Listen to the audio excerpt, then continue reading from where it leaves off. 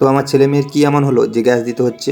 তো বন্ধুরা, হঠাৎ করে আমি স্টুডিও থেকে এখন বাড়িতে চলে এসেছি, কারণ আমার ছেলে মেয়ের একটু শরীর খারাপ হয়েছে, সেই জন্য আমি বাড়িতে চলে এসেছি। আর এই রিপোর্টগুলো ডাক্তারবাবু করতে দিয়েছিল, তো রিপোর্টগুলো করে নিয়েছি।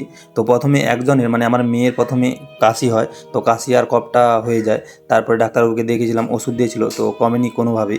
তারপরে কিন্তু ছেলেটারও হয়ে যায়। তো যেহেতু ওরা যমজ, তো ওরা দুজন যেহেতু পাশাপাশি থাকে, তাই আমার ছেলেরও এখন কফ আর কাশিটা হচ্ছে। তো দুজনকে ডাক্তার দেখানোর পরে তো বললো যে এদেরকে গ্যাস দেওয়ার ব্যবস্থা করতে হবে, আর গ্যাস দেওয়ার সাথে সাথে কিন্তু ওষুধও চলছে।